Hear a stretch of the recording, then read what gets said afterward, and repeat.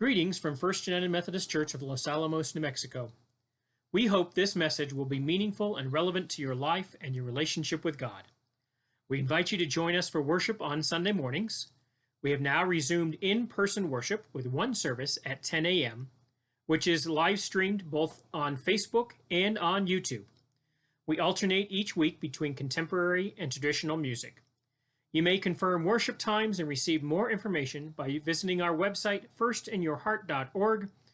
Now may you be blessed through the reading and hearing of God's holy word. Our first reading comes from the first letter of John. The author is telling us that because we are children of God, that we are then to live in the light and to love one another because God is love.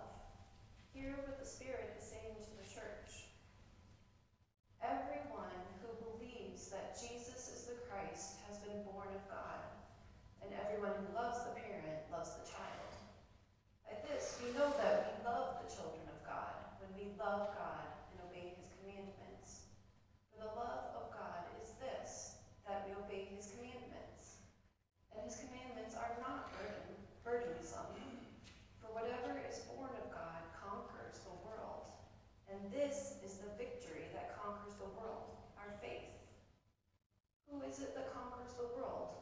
But the one who believes that Jesus is the Son of God. This is the one who came by water and blood, Jesus Christ, not with the water only, but with the water and the blood. And the Spirit is the one that testifies, for the Spirit is the truth.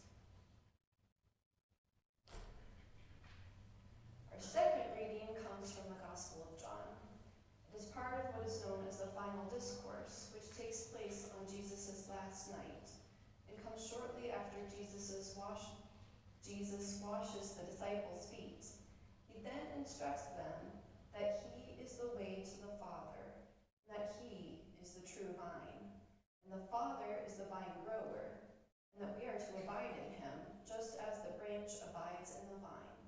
And then Jesus continues, as the Father has loved me, so I have loved you. Abide in my love. If you keep my commandments, you will abide in my love, just as I have kept my Father's commandments and abide in his love. I have said these things to you so that my joy may be in you, and that your joy may be complete. This is my commandment, that you love one another as I have loved you. No one has greater love than this, to lay down one's life for one's friends. You are my friends if you do what I command you. You are my friends if you do what I command you. I do not call you servants any longer, because the servant does not know what the master is doing. But I have called you friends, because I have made known to you everything that I have heard from my Father. You did not choose me, but I chose you. And I appointed you to go and bear fruit that will last, so that the Father will give you whatever you ask him in my name. I am giving you these commands so that you may love one another. This is the good news of Jesus Christ. Thanks be to God. So, some of you know that besides for loving baseball and Star Wars, that I also love Disneyland, although I should probably mention in there I love my family too. But I follow several different people on YouTube in order to try and keep up what's happening at the Disney parks when I have time to watch them. And one of them has been a critic of Disney, in particular Disney World. He lives in Orlando, especially in their upkeep of the parks and as they compare to other Disney parks, Tokyo Disney being sort of seen as the top amusement park, not just of Disney, but of all amusement parks in the world. But their criticism of Disney World and management there is done out of a position of love, that they want to be Disney to be what they imagine it used to be or what they remember it used to be, and again, what they know it can be because of other parks. But under prior executive leadership at Disneyland, They were actually called out by the CEO, said to be lying, because they reported a rumor that was supposed to happen at Disney World, which ended up actually being a true story. But because of the animosity that came out between this YouTube group and the CEO of Disney, their press credentials were cut off in retaliation, which they sort of took in stride. It did not lessen their criticism of Disney, nor did it lessen their praise of Disney when Disney was doing the right things. But under the new CEO, the communication department recently reached out to this YouTube channel to set up a meeting, first to apologize to them for how they had been treated by the prior administration, to reinstall their press credentials, and also to ask how they might be partnering together for the benefit of Disney itself. And I really wish I would have known that story last week when we were talking about slinky dog leadership and the need for everybody to get along, right? The head and the tail are both necessary, and when they're communicating and listening, it helps everybody all together.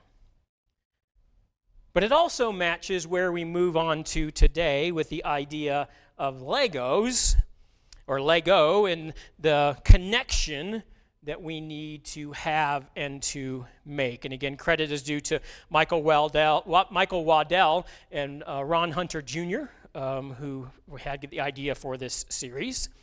And let me just start with the Lego Corporation, or Lego organization as they like to be called, talks about Lego singular and Lego plural.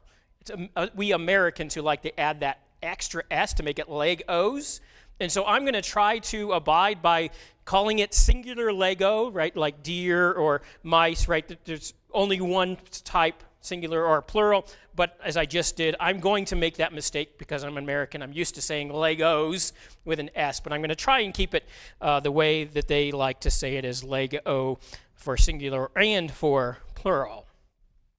Now, Lego is now the largest toy company in the world, having passed Mattel in 2015. And along with Play-Doh and Etch-a-Sketch, which we've already discussed, were part of the inaugural year class to the induction into the National Toy Hall of Fame. They were also named the Toy of the Century by Fortune magazine, as well as by the British Association of Toy Retailers. And they actually have a very interesting story that in and of itself has some learning for us. They date back really to 1932 when Ole Kirk Christensen opened a carpentry shop in Denmark. And he made stepladders, ironing boards, and wood toys. And he called all of the toys that he made Lego, based upon the Danish words leggot, L-E-G, new word G-O-D-T, leggot, which literally means play well. Unfortunately, his shop burned down in 1942, I'm guessing as part of the war, although could find no evidence to back that up. But instead of rebuilding and continuing to make things out of wood, in 1949, he instead introduced after the war, he installed plastic injection molding machines. Rather than making toys out of wood, he now made them out of plastic. And in 1949, introduced what he called the automatic building brick. The automatic building brick, which was based upon a toy he saw made by Kitty Craft in the United Kingdom, this brick that we are so familiar with. Initially had moderate success until Lego was introduced and patented in the U.S. in 1961, and then Lego took off. Since that first introduction in 1949, more than 600 billion Lego blocks have been sold. To give you some other perspective, the Rubik's Cube is said to be the best-selling toy, singular toy of all time. They've sold 450 million Rubik's Cubes. Lego has sold 600 billion blocks. And while Lego can bring a unique perspective to play, every parent can also attest that stepping on one of these blocks in their bare feet is its own unique sort of pain. And so Legos are multi-purpose then. They're a toy and also a medieval torture device. But the one thing about Lego, see, I told you I'd do that. One thing about Legos is you need more than one of them to be effective, right? One Lego block is not all that fun or useful. What did Three Dog Night say about the number 1? It's the loneliest number, right? And then they continued that number 2 is second in the loneliest number. It's the loneliest number since the number 1. And so since we experience a loneliness crisis in this country, not just amongst seniors, but amongst all age groups, 61% of people in ages 18 to 25, when surveyed, said they have experienced serious loneliness. Lego has something serious to teach us for the church about how we should be acting and living in our communities. They show us something about life, and they show us something about leadership. And what they show us is the need to connect.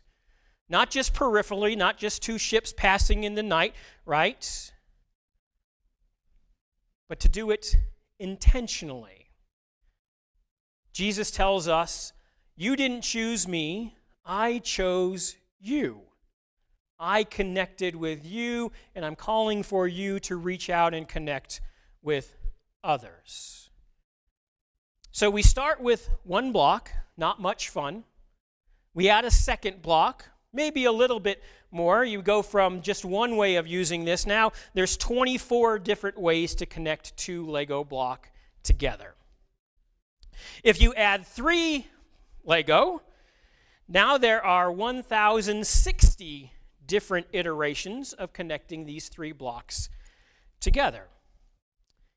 Now, Lego used to say that the normal standard that they use, and you'll see this if you do a Google search, is 6 standard Lego block. Lego used to say that there were 102,981,500 different ways to connect 6 standard blocks together. But a Danish mathematician wondered how they came up with that number, and that was just using all 6 at the same time. But he said those are not the only ways to do it, right? You could have 4 blocks of the 6 connected. You could have different colors of those 4 blocks. So he created a new computer program to run a new calculation, and he came up with the astounding number that there are 915,103,765 different iterations of 6 Lego block. 915 million different ways to assemble these together. And he then encouraged other people to check his math, and a high school student actually also in Denmark wrote a different computer program using a different software. He came up with exactly that same number, 915,103,765. So relationships are better when we're connecting, and when we're connecting more. And just because you have the same number doesn't mean you're going to assemble them in exactly the same way, right? It's always said about United Methodists, if there's 6 United Methodists together, there's at least 8 different opinions, right? And we could have exactly the same number of people here. Trinity on the hill across the street might have exactly the same number, right? But we're going to be different churches because we're going to be seeing different things, and God has called us to respond in different ways. And means that we also have to be open to different iterations of how these get assembled. So one of Lego, their campaign ads, was that Lego is a different toy every single day. That is, that what you built yesterday doesn't matter, because today you can build something new. Every day is a new day. What you did yesterday doesn't matter. What happens in the future doesn't really matter. But you can control what happens today and what you build today. In lots of ways, that's a great analogy for Wesleyan grace and what we talk about when we say we're moving on to Christian perfection. That every moment of our lives is an opportunity to live more like Christ. Again, what we did just a moment ago, let alone a day ago or a month ago or a year ago, doesn't matter, whether it was good or bad. Right now is a new opportunity to accept God's grace and to live more like Christ, to love more, to make more connections. Just because that's the way we did it before doesn't mean that's how we have to do it now. Because today is a new opportunity. And so yesterday you might have taken your Lego and you built a plane. And today you get up and you take it apart and you build a house or a swing set, whatever, right? That what you constructed yesterday doesn't impact what we do today. So with Lego in their basic form, nothing is set in stone. So who here saw the Lego movie? Number of hands, okay. So long story short, 10-year spoiler alert too if you haven't seen it. Basically what the movie is showing us is this cartoon version of a young boy who wants to play with his father's Lego sets compared against his father who wants to lock them together with what they call Craggle, which is a scratched off word for crazy glue. Right? His father wants to keep them as they've always been, as he imagines they're supposed to be, and his son wants to play with them in unique and different ways. And so let's just be clear, there's a place for both of those things. But way too often we default to that structure, the system that's always been. And there are definitely people who want to super glue things into place, right? That's what I built. That's what my grandparents built, whatever it might be. And so we're going to stay with that because it's what we've always had. And again, there's something to be argued for that because without structure, everything is just chaos. If you truly woke up every single day and it was all brand new, you didn't know where you're going to live that day or what you were going to eat or where you're going to go to work or drive, right? That would be sort of chaotic. We would not be able to exist with that. There's some structure we need to have. But having freedom to do different things is also important. Because without locking these up, there are 915 million different ways of putting them together. But if we lock them together, we glue them together, then there's just one, and we get sort of stuck.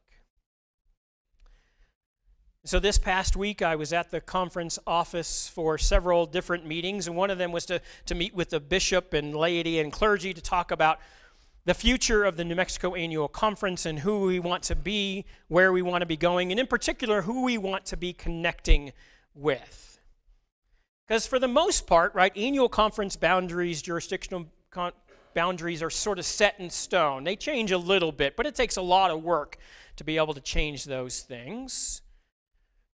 But with what's happening in the church these days, some of that craggle has been broken away, allowing us to have conversations that we normally would not be able to have. And I can say I've been advocating for some of the things that got discussed and kept being told that'll never happen. It can't, right? General conference will never do that. We can never go that direction. You can never connect that way. But again, it's a new reality for where we are. Those old structures are not really working for us anymore. We have to think in new and different ways. And also realize that there are some realities that just won't work, right? We can't connect with Oregon or with Minnesota. That just doesn't make any sense for us regionally, right? But the question is, does it make more sense to be with Colorado or Arizona or maybe even Utah than it does with Texas or Oklahoma? So those are the conversations that are taking place. And Legos recognizes that too, that they're, right, you can't build a curve with the normal Lego block. You can, but it's not smooth. Right now you can actually buy Lego pieces that will allow you to build curves. But there are some limitations to this. And again, sometimes we want to have, if you go into my office, I have lots of Star Wars Lego. This one's an X-Wing fighter. And when Lizzie comes into my office and wants to play with them, that's the moment I wish they were all super glued together. Right? Because she wants to take them apart and make use of them in her own creative way. There's a time and a season for everything. Which leads me to my last point for leadership. And that is, what happens when you just throw a bunch of Lego onto the floor, besides not wanting to step on them? Will they come together and do anything by themselves? Nope, they're just going to lay there. Right? They're not magically going to form some structure. There's potential for multiplicities of things, more than 915 million possibilities there. And as you add onto these blocks, it took them a week to run the computer software program to come up with the 915 million. It becomes exponentially bigger as you add each additional piece to these 6. But without someone bringing them together to connect them, they just sit there. They have potential but are not doing anything. And that's where leadership comes into place. You don't even necessarily have to have a plan when it comes to Lego, right?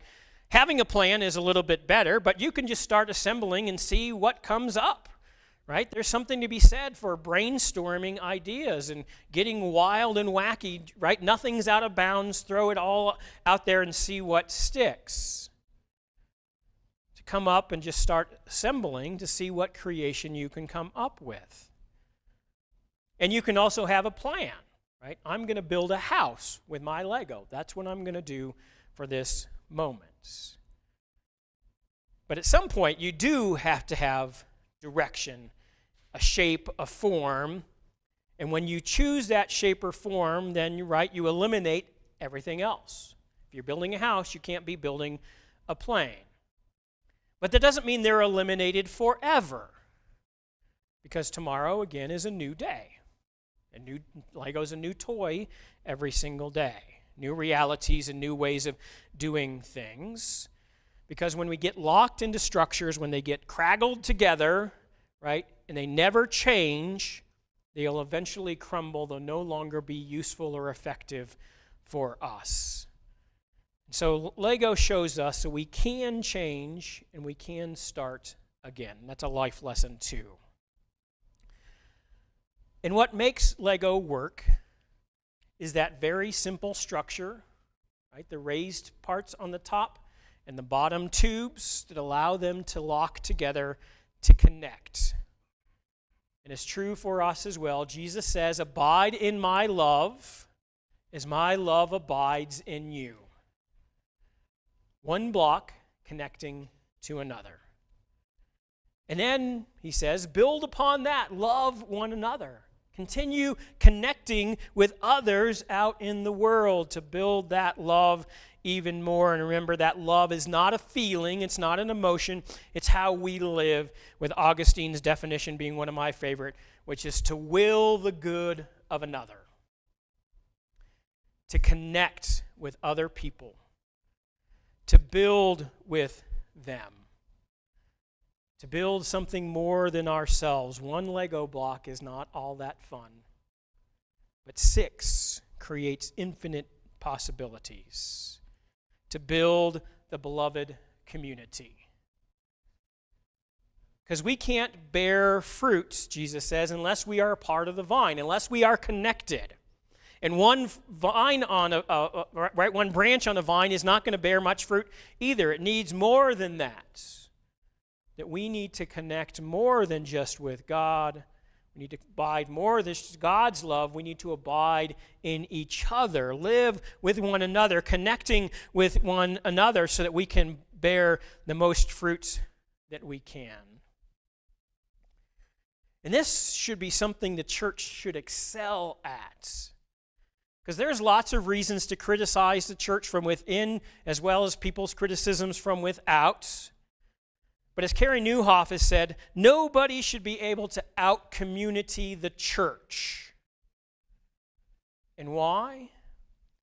Because we are called to love one another, To love all, not just those that we like, not just those we want to hang out with, not just those who look or think like we do. To love all. And the truth is, the ways in which we fall short of that is the ways in which we fall short of the glory of God. If we loved like Jesus, if we connected like Jesus, as Jesus calls to us to do, if we connected like Lego, the truth is, Neuhoff says, people would be lining up at our doors, which I actually disagree with, because if we're waiting for them to come to us, we've misunderstood. Jesus says, go and make disciples. We should be lining up out in our communities to connect with people, to relate with them, to listen to their stories, to respond with God's love, to build relationship, to build community, to build the kingdom of God. Lego finds its relationship, its purpose for being in relationship with other Lego. And the same is true for us. We are called to be in relationship with others, to be connected to others, to love all of creation. And when we come together, when we live into that vision of who we are called to be, or when we play around to create a new vision, then we are working to be something more than ourselves, something more than just one congregation. And there are times in which we might want to lock them together to get our craggle out and glue them into the structure in which we have. We also need to remember that sometimes we need the freedom and the ability to create new things. Because I can tell you from leadership of the church, there's lots of things we still do the same that look the same, but the church is radically different from 5 years ago when I started in this congregation. And it's radically different from when it was 20 years ago and when it was 50 years ago. And in 10 years, I think the church will be radically different than it exists now, too. In that idea of being able to change and try new things, actually, as we learn from Lego, goes back to the Lego creator himself. Because when his factory burned down, he could have just as easily built a new factory and continued to make things in wood. Right? Making pole toys in wooden blocks. And really, he said he didn't see Legos as being any different than what wooden blocks were, except they stuck together. Right? He just saw this as a new iteration of what he'd already been doing. But in changing and moving away from wood to plastic, he not only changed his corporation, he in some ways changed the world and changed our idea of what play is. A new way of playing well, of connecting and understanding those connections, perhaps even saying of how we love well. Jesus says, abide in my love as I abide in you. Connect in my love as my love is connected into you. And in turn, love others. Connect with others. Build the beloved community amongst yourselves and keep building until all the world is connected in love. This is my commandment that I give to you, Jesus says, love one another. By this you will be known as my disciples, by the love that you show, the ways that we connect. I pray that it will be so, my brothers and sisters. Amen. Thank you for watching, and don't forget to follow our YouTube channel and Twitter, and like us on Facebook if you haven't already. And remember that every action you take today could change someone's life. So make sure it's a good one and be an agent of love.